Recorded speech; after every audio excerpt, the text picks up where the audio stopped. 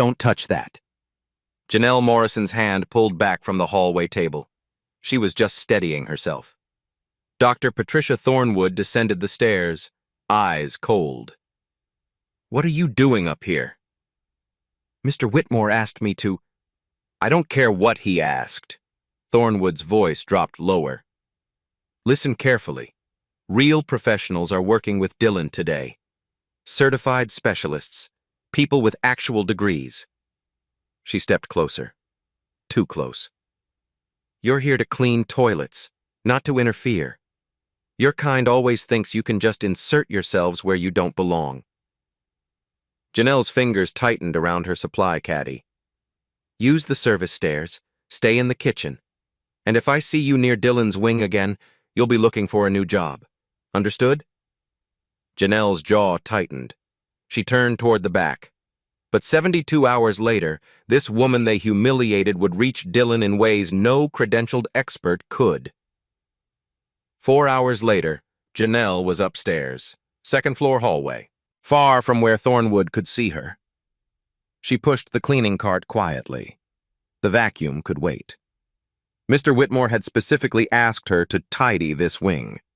A door opened down the hall. 3 specialists emerged from Dylan's therapy room. Their faces said everything. Another session. Another failure. Dr. Thornwood led the group. He's simply unreachable. The neural pathways aren't forming.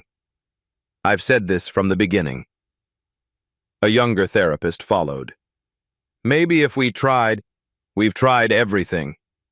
Thornwood's heels clicked toward the stairs. Some children are beyond help. The sooner Mr. Whitmore accepts that, the better.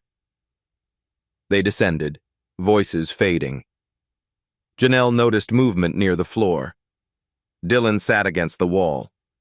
7 years old, small for his age. His hands moved in repetitive patterns. Fast, then slow. Fast, again. Most people would see a child stimming, acting out, lost in his own world. But Janelle had spent 12 years watching hands speak. She set down her spray bottle, knelt on the carpet, watched. Dylan's right hand touched his throat. Light tap. Then both hands made a flowing motion downward. Then he pointed. Sharp gesture. Frustrated. He repeated it. Throat, flow, point. Throat, flow, point. His water bottle sat 3 feet away, just out of reach. Janelle's breath caught. She'd seen this before. Elena used to do something similar before Janelle learned proper ASL. Creating language from need. Slowly, carefully, Janelle copied the gesture. Throat touch. Flowing hands. Then she reached for the water bottle. Dylan's hands froze mid-motion. His eyes lifted. Found hers. For a long moment, neither moved. Janelle extended the bottle toward him. Dylan stared at it. At her. Back at the bottle. He took it, drank deeply. Then his hand moved to his chest, palm flat.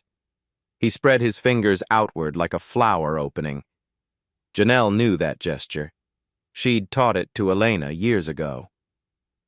"Thank you," she whispered. "You just said thank you." Footsteps at the end of the hall. Richard Whitmore stood there, frozen, watching. He walked forward slowly. His voice came out rough. "What did you just do?" Richard Whitmore's private study smelled like leather and old books. Warm lighting, floor-to-ceiling windows overlooking the city. Janelle sat on the edge of a chair, hands folded, still in her uniform. She didn't belong here. They both knew it. Richard paced behind his desk. He'd been silent for 30 seconds. Finally, he stopped. "Mrs. Morrison, I need you to explain what I just saw." Janelle's voice came out carefully, measured. "Mr. Whitmore, I don't want to overstep. You gave my son water." He leaned forward. The therapy team spent 90 minutes in that room. He wouldn't look at them, wouldn't respond. They left calling him unreachable. His jaw tightened. You knelt down for 10 seconds. He looked at you. He communicated. He said thank you. The silence stretched. I'm not asking as your employer, Richard said quietly. I'm asking as a father who just watched his son connect with another human being for the first time in 6 months. Please, how did you know? Janelle took a slow breath. Dylan wasn't making random movements. He was signing. Just not in any language your specialists know. They said he can't learn sign language. That his brain doesn't process. They're trying to teach him their language. Janelle's hands moved as she spoke. Nobody's trying to learn his. Richard sat down, really looked at her. How do you know about sign language? Here it was, the moment she'd have to explain. My daughter, Elena. She's 12 now. She was diagnosed deaf at 6 months old. The words came faster now.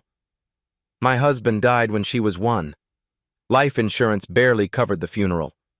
I couldn't afford interpreters, couldn't afford special programs, so I taught myself.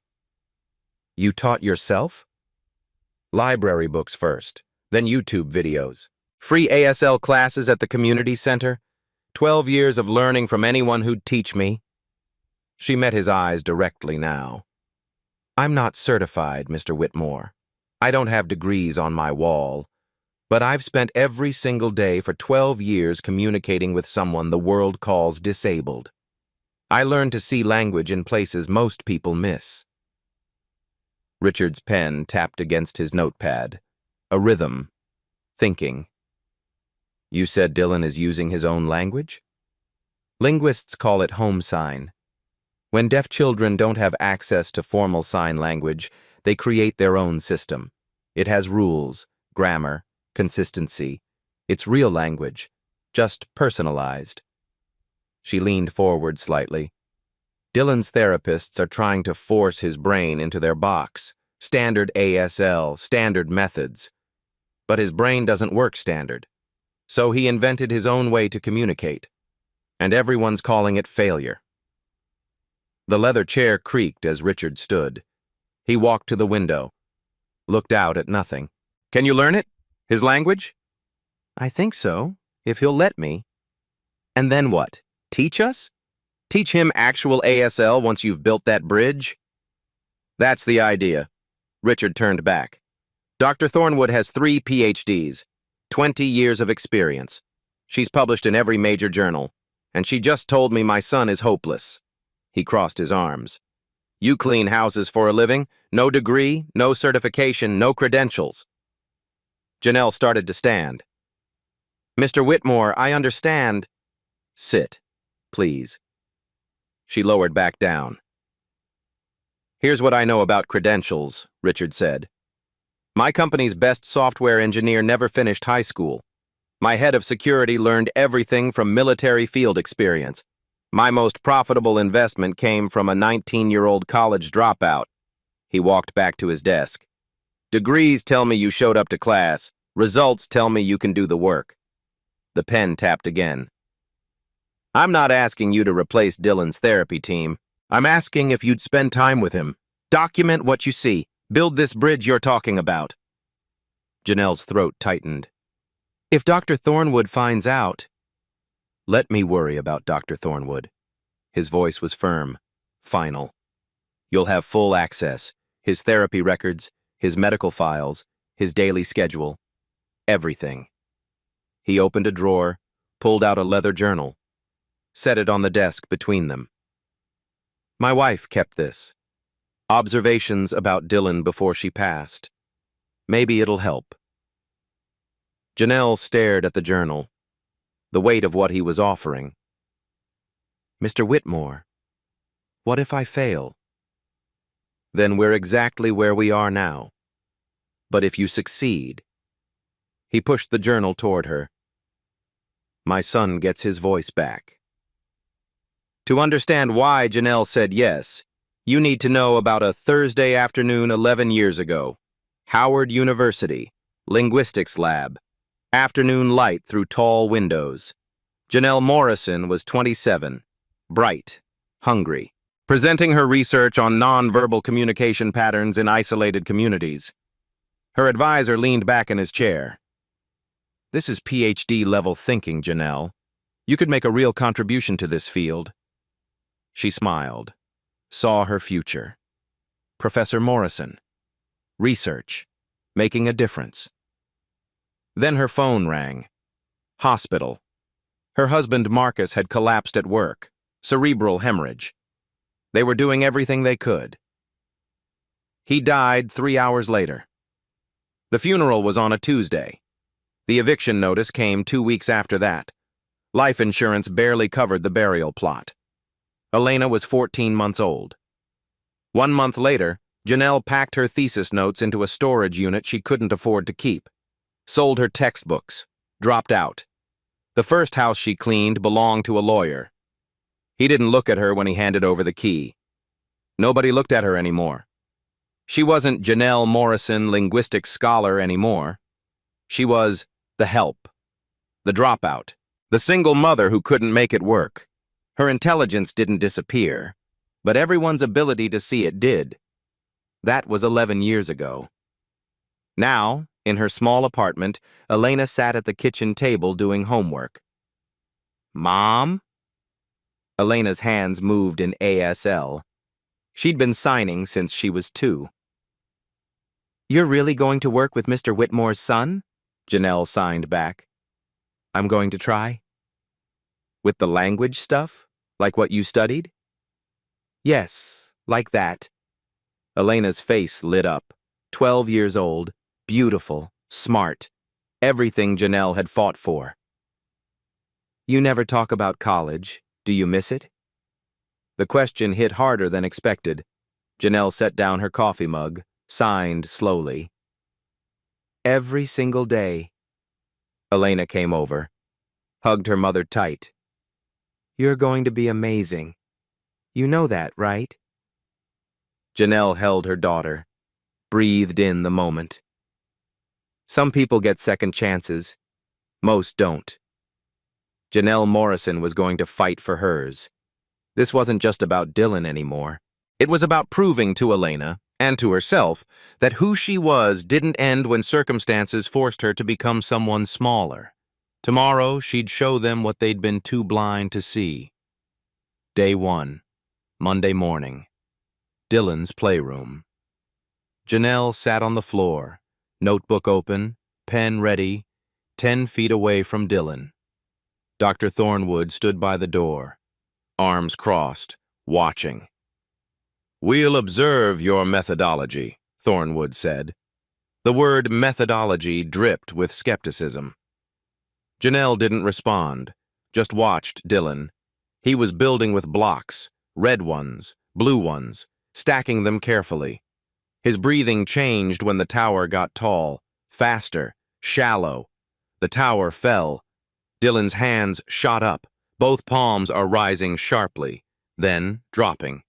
His face crumpled. Janelle wrote, "Tower collapse. Both hands rise fall. Distress marker. Means failure or loss." 90 minutes. She didn't speak, didn't approach, just observed. The scratch of pencil on paper. Dylan's small sounds. The clock is ticking. Thornwood's impatient sighing. Day 3. Wednesday. Janelle had documented 23 distinct gestures, each one repeated, consistent, meaningful. Dylan's snack time. Mrs. Henderson brought apple slices. Dylan looked at them. His face changed. He pushed the plate away, hard. His hand tapped his throat. Sharp movements, head shaking, pushing motion with both palms. Mrs. Henderson frowned. "He's refusing again. This is the 3rd day." "Wait." Janelle stepped closer. "It's not a refusal. He's saying something." "What?" "The texture. He's saying the texture is wrong." Thornwood made a dismissive sound. "Behavioral observation, nothing more." "Try smooth applesauce instead of slices." Mrs. Henderson hesitated. looked at Thornwood. "Just try it," Richard said from the doorway. Nobody had noticed him arrive. Mrs. Henderson left, came back with smooth applesauce. Dylan's whole body relaxed. He ate. Mrs. Henderson stared. "How did you know?" Janelle closed her notebook. "Because he told me." Day 5. Friday morning, medical center, routine blood work. Dylan needed his quarterly tests. The nurse prepared the needle. Dylan saw it. Panic. His hands flew. Erratic. Defensive. His breathing spiked. "We'll need to restrain him," the nurse said gently. "It's protocol. He always fights." Richard's jaw tightened. There has to be another way. Janelle knelt, eye level with Dylan. Her hands moved, slow, deliberate. First, the gesture Dylan used for hurt, finger-tapping location. Quick. Then she created something new, a soft touch to his arm, her fingers spreading outward slowly. She was asking, "Will this hurt?" "A little." Then answering, "But then it ends. Small pain. Then freedom." Dylan's eyes locked on her hands, processing. He'd never had someone explain what was coming, in his language, with honesty. Slowly, so slowly, Dylan extended his arm. The nurse's eyes widened. She drew the blood quickly, professionally. Dylan winced, but he didn't pull away. He kept watching Janelle's face. When the bandage went on, Dylan made a new gesture. His hand pressed to his heart. 2 firm taps. Janelle understood immediately. "Brave," she whispered. "You're saying you were brave." She repeated his gesture back to him. Validation. Dylan's small smile was worth everything. The nurse stood there, stunned. "In 3 years, we've never done that without restraints." "What did you do?" Richard's voice came from behind them, rough with emotion. She spoke his language. Dr. Thornwood watched from the doorway. Her face was unreadable. She turned, left without a word. That silence was more dangerous than any argument, because Thornwood wasn't defeated. She was planning. The formal dining room had been converted into a conference space. Long table, leather chairs, professional and cold. Richard sat at the head. Dylan's full care team filled the sides. Dr. Patricia Thornwood, Dr. Raymond Carter, pediatric neurologist, Dr. Allison Webb, child psychologist, Karen Foster, special education coordinator, and Janelle, at the far end, separated by 12 feet of polished wood. Thornwood opened her folder. "Mr. Whitmore, we need to address your unorthodox addition to Dylan's care team. Janelle has gotten results. Anecdotal results." Thornwood's tone was surgical. "Dylan has good days and bad days. Mrs. Morrison happened to be present during good days. Correlation, not causation." Dr. Carter leaned forward. "Home sign systems are documented, yes, but they're limiting. Dylan needs standardized ASL for long-term development. Encouraging his invented signs could actually delay real progress." Karen Foster adjusted her glasses. "There are liability concerns. If something happens to Dylan in Mrs. Morrison's care, and she has no credentials, no training, no certification—" "The legal exposure is significant," Thornwood finished. Dr. Webb's voice was softer, almost sympathetic. "I appreciate Mrs. Morrison's enthusiasm. I really do. But therapeutic relationships require professional boundaries, training in childhood trauma, understanding of attachment theory, the psychological implications of what she's attempting." She paused delicately. "Has she had any formal education in these areas?" All eyes turned to Janelle.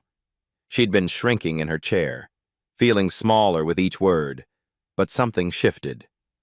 "May I respond?" Surprised silence. Janelle straightened. "Dr. Carter, You're right that standardized ASL is important long-term. But Dylan's home sign isn't invented nonsense. It's a linguistic creation, which actually indicates advanced cognitive processing. Her voice steadied. If we validate his system first, we build trust. Then we can introduce ASL as a second language. Research shows bilingual acquisition is easier than forcing a rejected first language. You know this. It's basic applied linguistics. Dr. Carter blinked. Dr. Webb, you're right, I haven't had formal training in childhood trauma. But I've read Dylan's entire file, every evaluation, every therapy note, including your published paper on nonverbal communication in traumatized children. She looked directly at Webb. Your own research supports exactly what I'm doing. The room shifted. Richard leaned forward slightly, something like a smile at the corner of his mouth. Thornwood's face reddened. Reading papers doesn't make you a professional. You clean houses, Mrs. Morrison. That's not an insult. It's a fact. The words hung sharp in the air.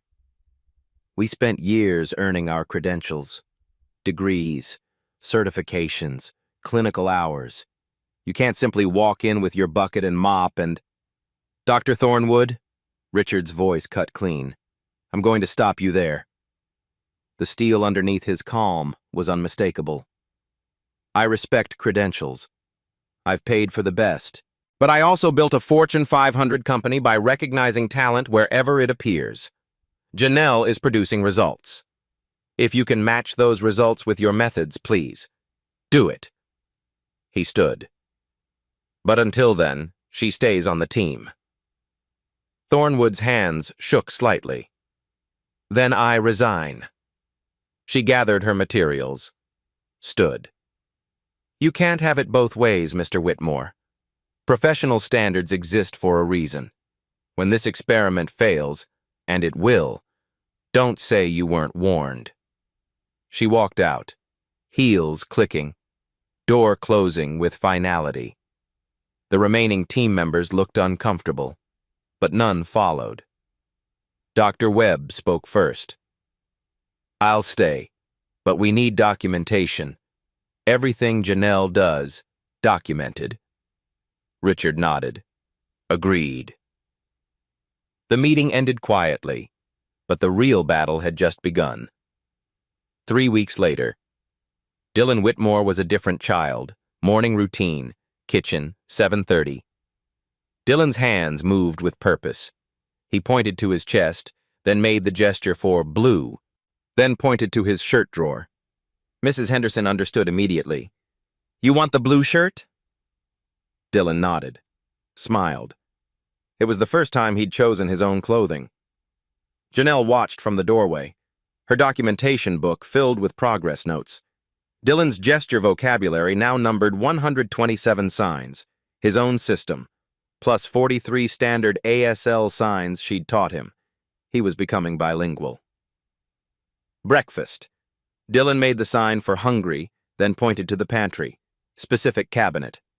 Third shelf. He wanted the honey cereal, not the regular one. For 7 years, people had chosen everything for him. Now he was choosing for himself. Mrs. Henderson had learned Dylan's basic signs. She responded in kind, adding the ASL equivalent. Honey cereal, good choice. The data was undeniable. Communication attempts per day was 3 to 5, now 40 to 60.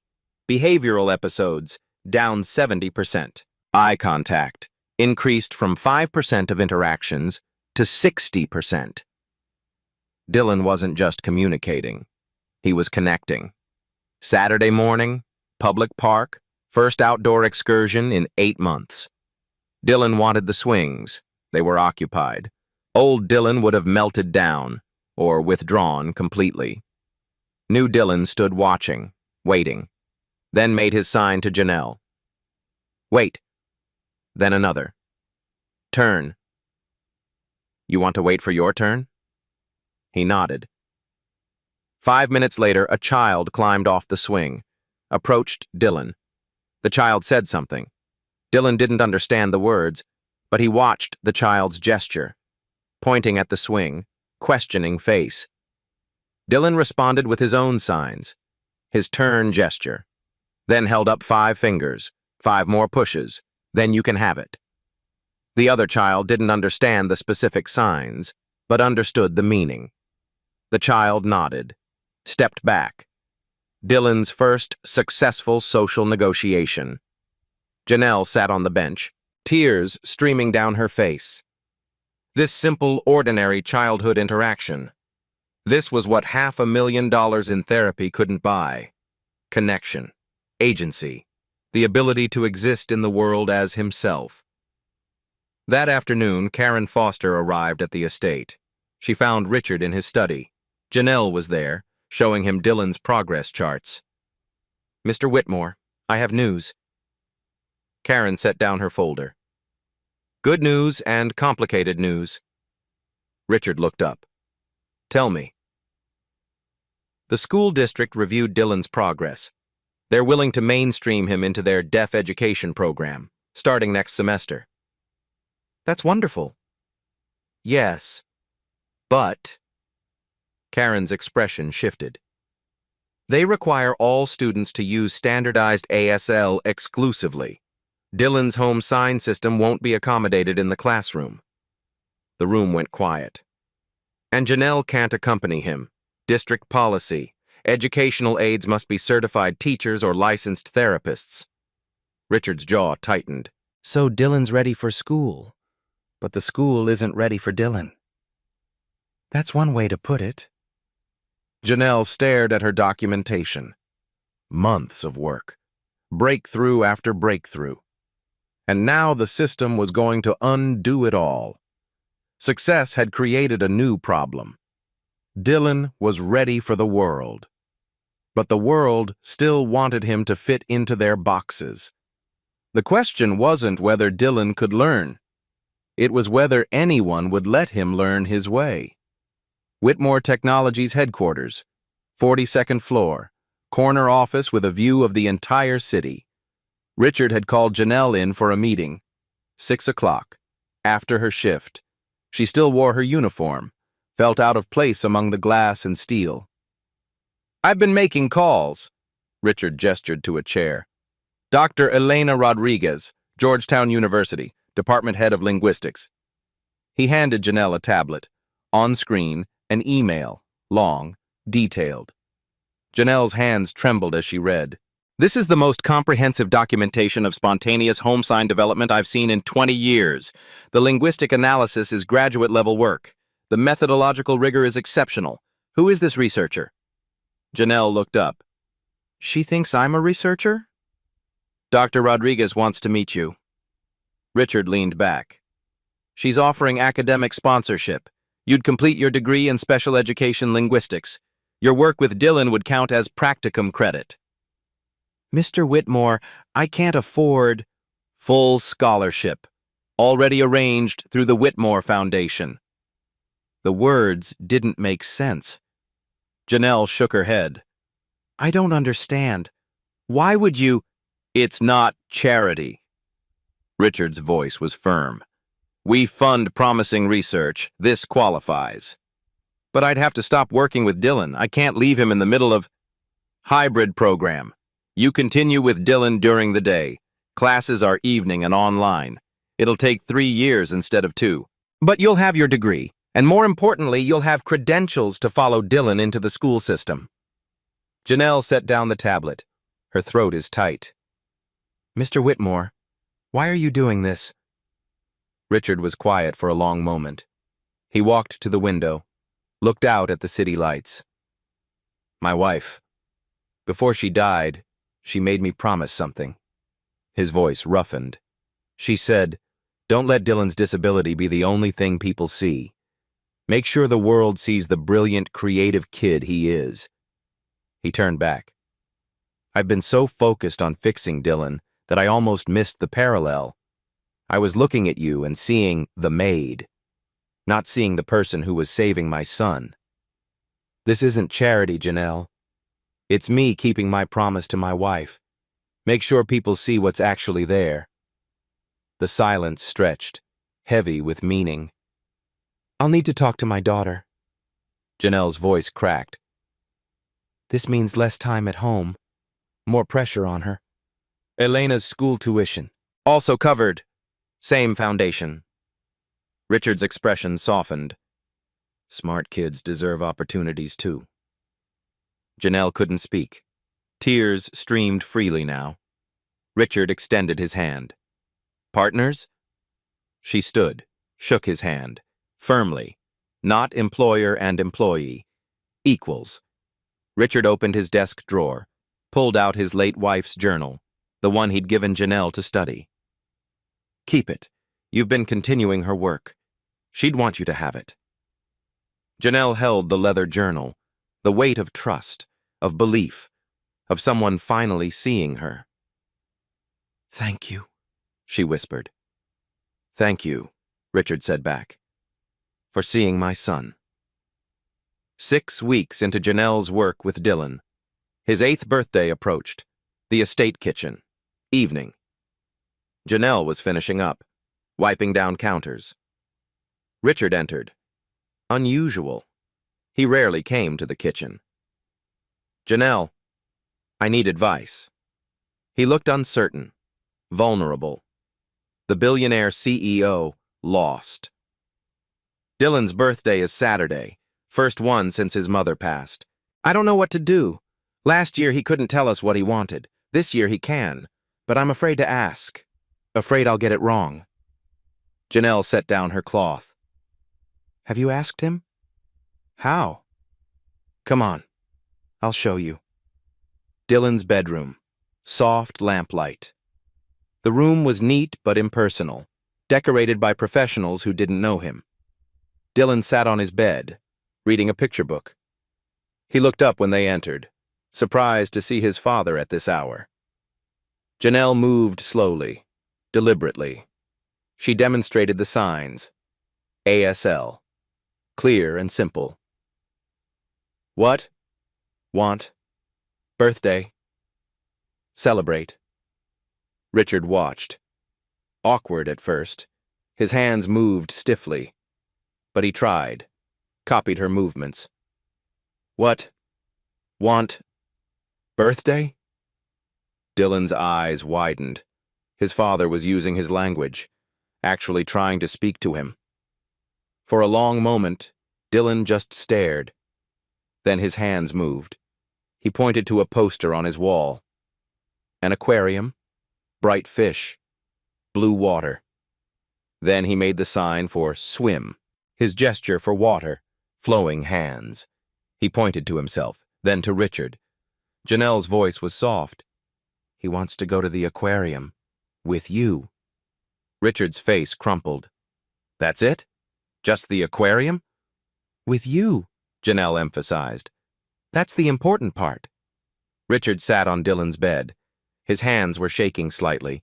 He signed slowly with Janelle's help. Yes, you and me. Promise.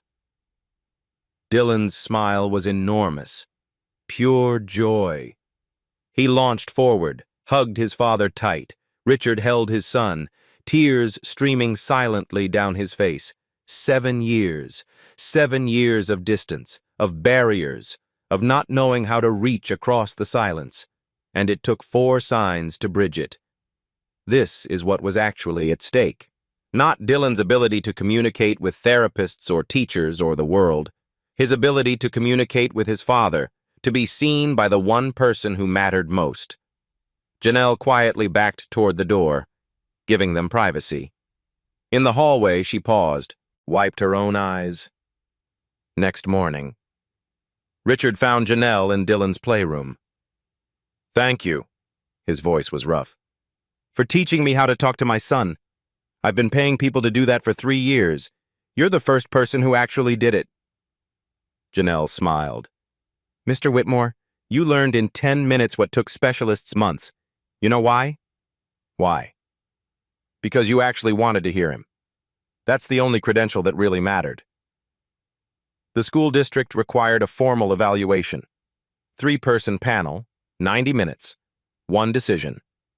Dylan Whitmore would either attend mainstream school with support or be placed in a residential facility for children deemed too severe to integrate. Everything came down to this. The Whitmore estate living room had been converted into an evaluation space, clinical, cold, a table for the panel, a play area for Dylan, Dr. Marcus Thompson, district psychologist, 50-something, kind eyes but bound by protocol, Susan Brennan, special education supervisor, practical, fair, overworked, and Dr. Patricia Thornwood, invited back as an external consultant. Her expression said everything. She'd come to watch this fail. Richard stood by the doorway. Janelle sat near Dylan, notebook ready. Dr. Thompson opened his folder. "Let's begin. Dylan, can you look at me?" Dylan didn't respond. Didn't understand spoken instructions. "Dylan?" Thompson tried again, louder. Nothing. Thompson made a note. Non-responsive to direct address. He held up a card. Red circle. "Can you tell me what color this is?" Silence. Blue square.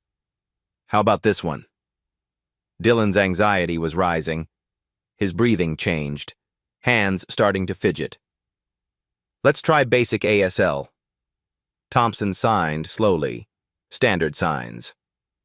"What is your name?" Dylan stared blankly. The signs meant nothing to him. Thornwood leaned forward. "As you can see, the child lacks functional communication ability. The progress Mr. Whitmore described isn't evident under proper evaluation conditions." Susan Brennan tried a gentler approach. "Dylan, sweetie, can you show us how you talk?" Dylan was shutting down, pulling back. His safe response when overwhelmed. He retreated to the corner, began rocking, hands over his ears. Thompson sighed, wrote more notes. "I'm seeing severe social communication disorder, inability to respond to multiple communication modalities. My recommendation would be, stop!" Everyone turned. Janelle had stood up. "You're evaluating him in a language he doesn't speak. Let me translate." Thornwood's voice cut sharp. "Mrs. Morrison, this is a standardized evaluation. We cannot modify Let her try." Richard's voice from the doorway. Final. Janelle moved slowly, sat on the floor at Dylan's level. Her hands moved. Dylan's language, his signs, the gesture for scared, then safe, then try. Dylan's rocking slowed. His hands came down from his ears. He looked at Janelle. She signed again, asking permission, offering safety. Dylan nodded, small, uncertain. Janelle turned to the panel. "Ask your questions. I'll interpret both ways." Dr. Thompson hesitated.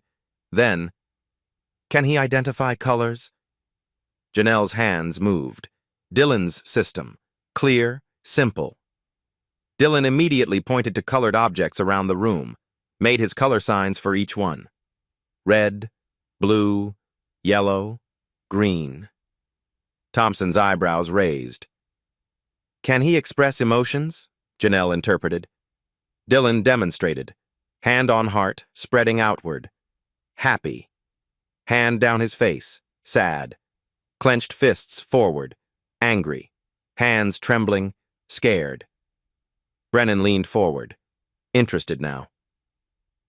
"Can he sequence? Tell a story?" Janelle asked in Dylan's language. "Tell them about your birthday." Dylan's whole face changed, lit up. His hands moved rapidly, animated. His sign for father. Then aquarium. Gesture mimicking swimming fish. His sign for happy. And finally, a gesture that made Richard's breath catch. Dylan touched his heart, then pointed directly at his father. Janelle's voice was soft. "He went to the aquarium with his father. They saw fish swimming. He was happy, and he felt loved." The room went silent. Susan Brennan's eyes glistened. Thompson sat back, stunned. Even Thornwood had no immediate response. Richard spoke from the doorway. voice breaking. That's my son. That's who he is. He's not broken. He just needed someone to listen. Thornwood recovered first. This is pedagogically irresponsible. You're enabling a communication system that exists nowhere else. When Mrs. Morrison isn't available, Dylan will be helpless. You're setting him up for failure. Janelle stood, faced Thornwood directly. When I'm not available, he'll use ASL. We've been teaching him both. He knows 43 standard ASL signs now. He's bilingual. That's not limiting him. That's expanding his options. You're not a certified... I will be. Janelle's voice was steady. I'm enrolled at Georgetown, supervised by Dr. Elena Rodriguez, and I've been hired by the Whitmore Foundation as a linguistic specialist focusing on home sign systems. The news landed. Richard had formalized her position that morning.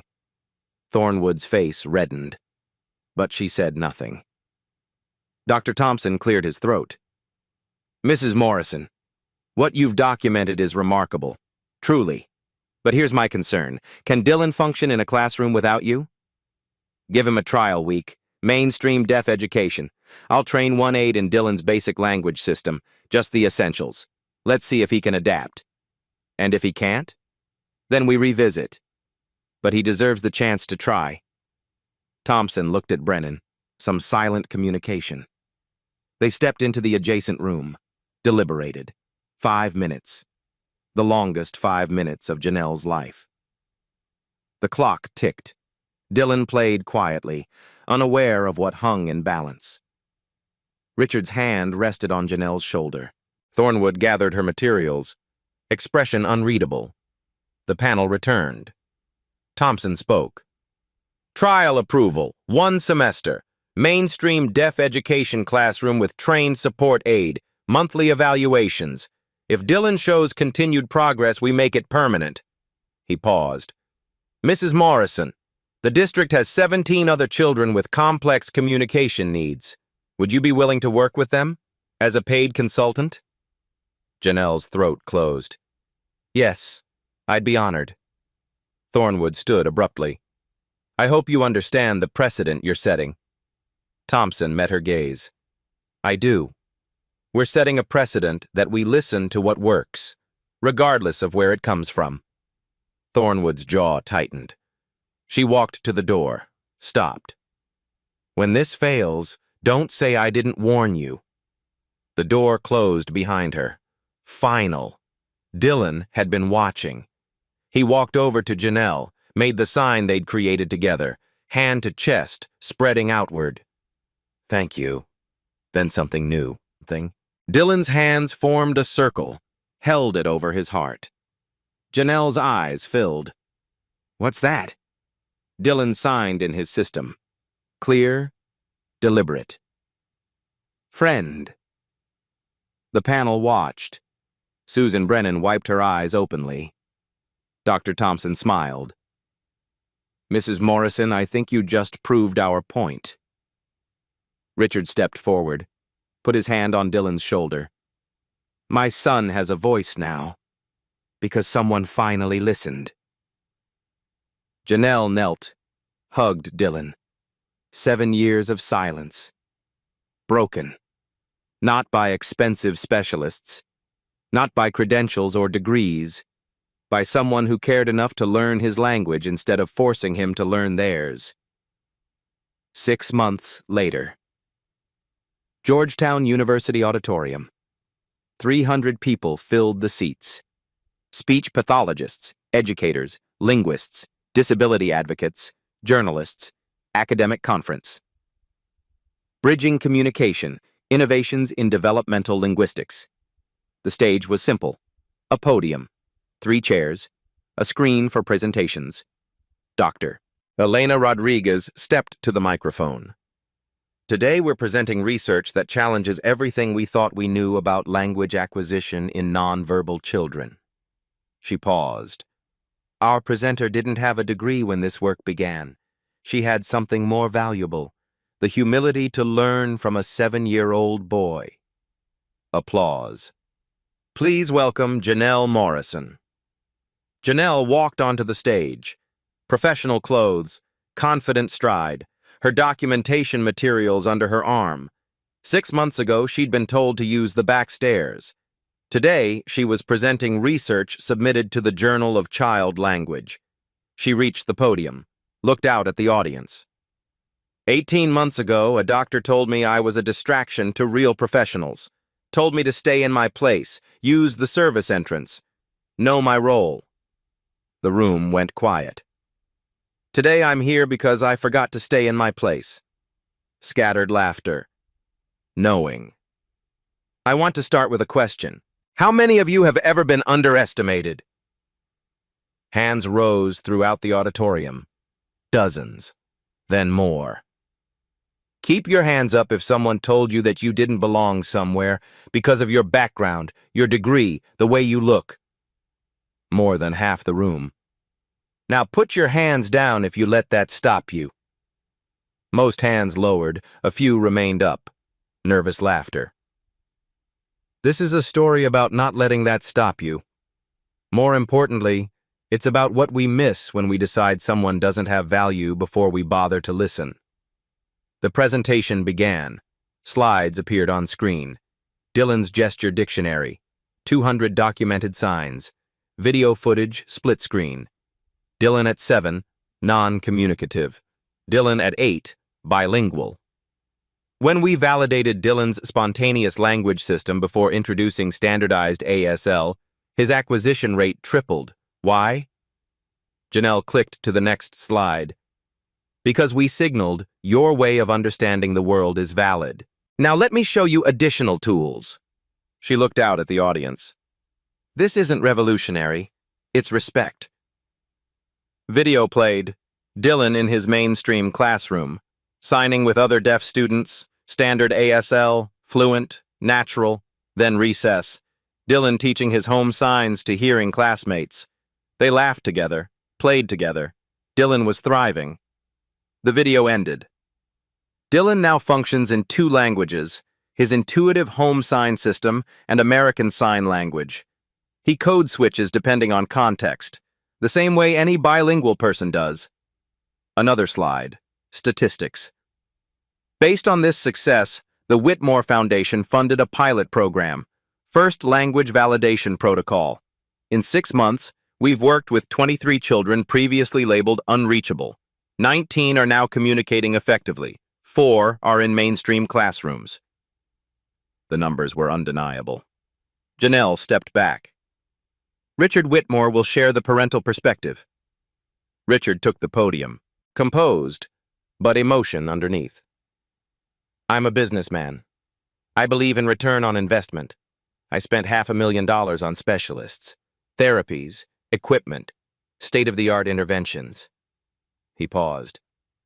I got incremental improvement. Another pause. I paid one woman, someone I'd barely noticed was brilliant, a fraction of that amount. She gave me my son back. His voice roughened. The lesson isn't about money. It's about who we decide has expertise. For 3 years, I listened to people with credentials tell me what Dylan couldn't do. It took someone without credentials to show me what he could. He looked directly at the audience. If you're a parent, an educator, a professional in this room, I'm asking you to look around. Who are you not seeing? What genius have you overlooked because it came in the wrong packaging? The applause started before he finished. Standing ovation. Richard stepped back, gestured. Dylan walked onto the stage. 8 years old now, confident.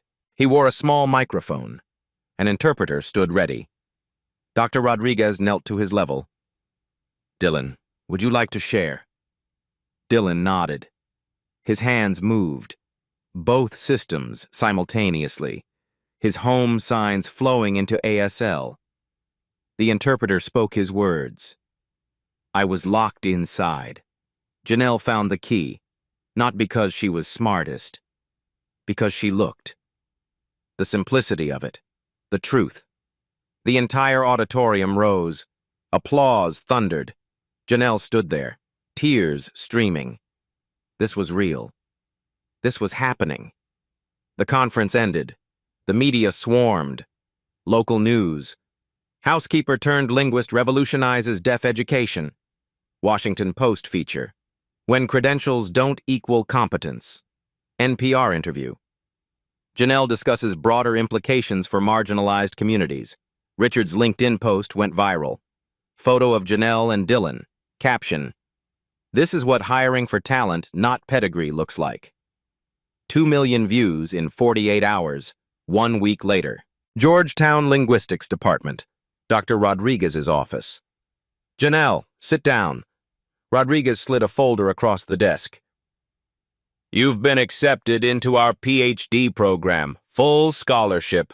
Georgetown wants to establish the Morrison Center for Home Sign Research.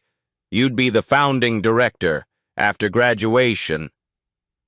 Janelle stared. A center with my name? Your work is changing the field. We want to make sure it continues, grows, reaches every child who needs it. That evening, Janelle's apartment. Elena sat at the kitchen table, homework spread out. 13 now, growing up fast. Janelle collapsed on the couch. Elena signed. How was PhD orientation? Terrifying, exciting. I don't know what I'm doing. Elena brought her mother tea. Role reversal. The daughter caring for the mother. Mom, you've known what you're doing since I was a baby. You finally get to do it. She sat beside Janelle. I'm proud of you. You know that? Janelle pulled Elena close. Baby, I'm proud of us. You held everything together while I figured this out. This is your win, too. 2 months later. Dylan's 9th birthday party. Not fancy, normal. Backyard. Bounce house. Kids everywhere. Deaf classmates. Hearing classmates. All of them communicating, signing, laughing.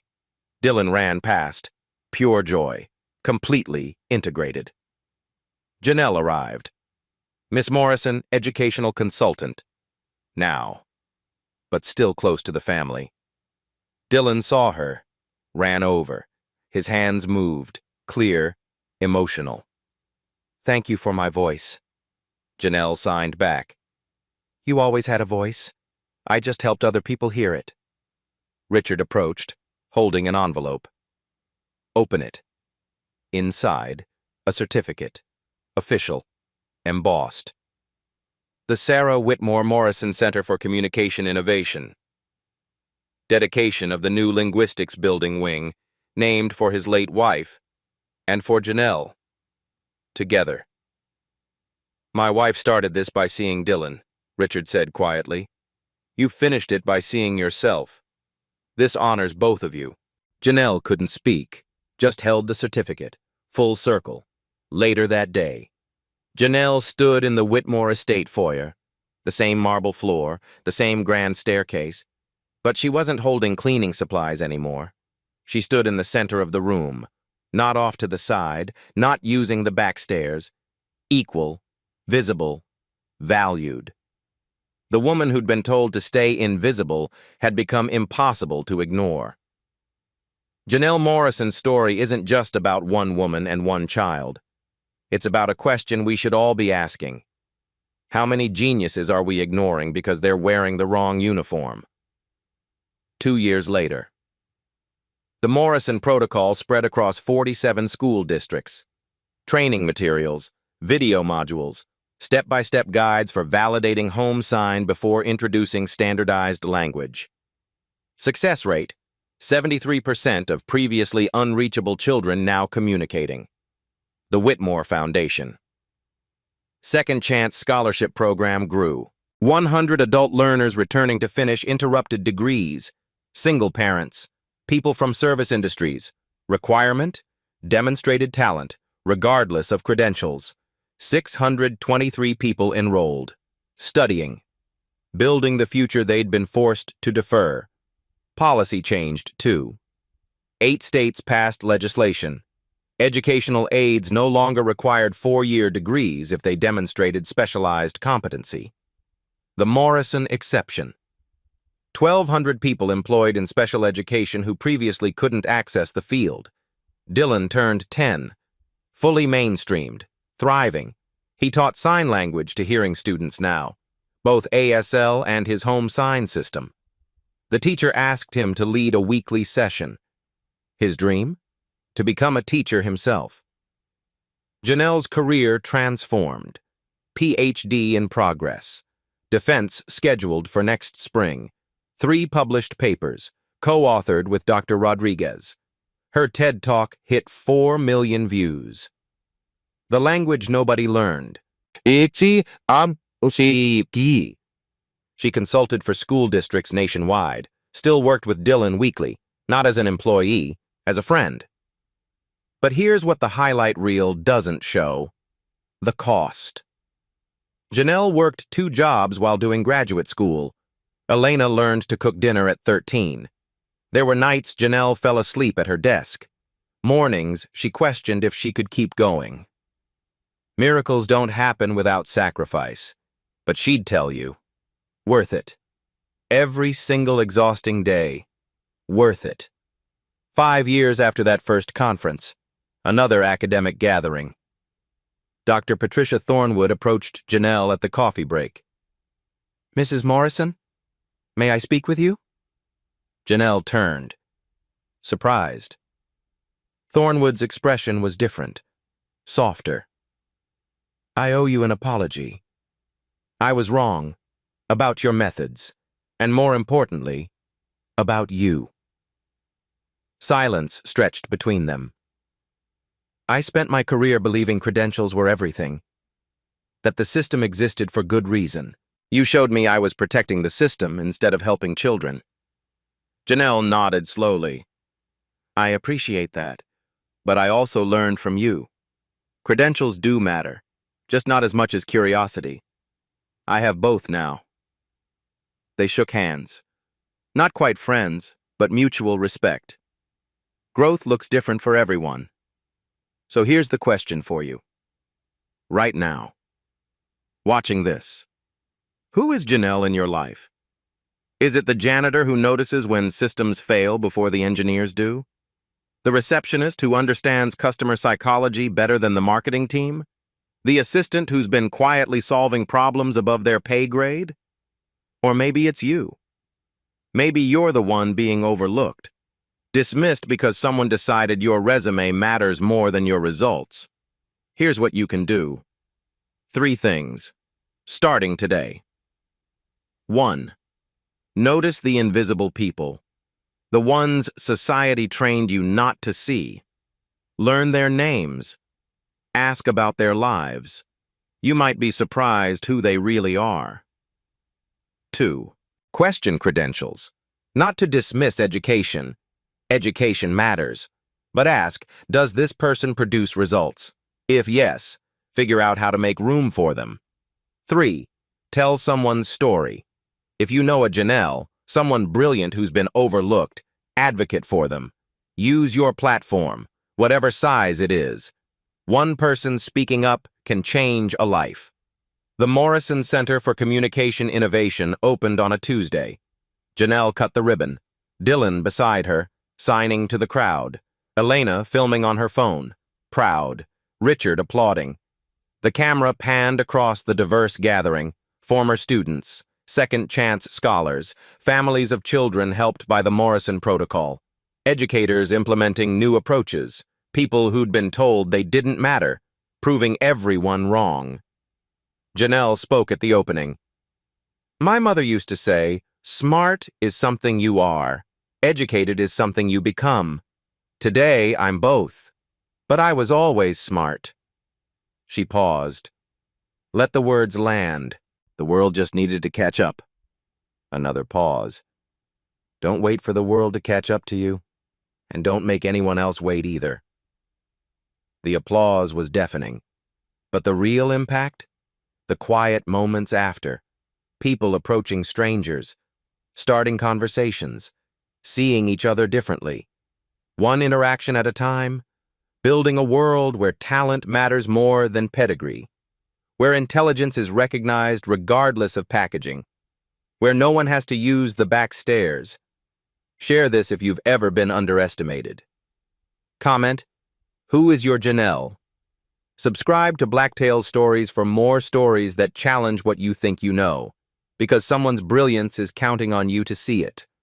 Notice. Question. Advocate. The world changes when we decide everyone deserves to be heard.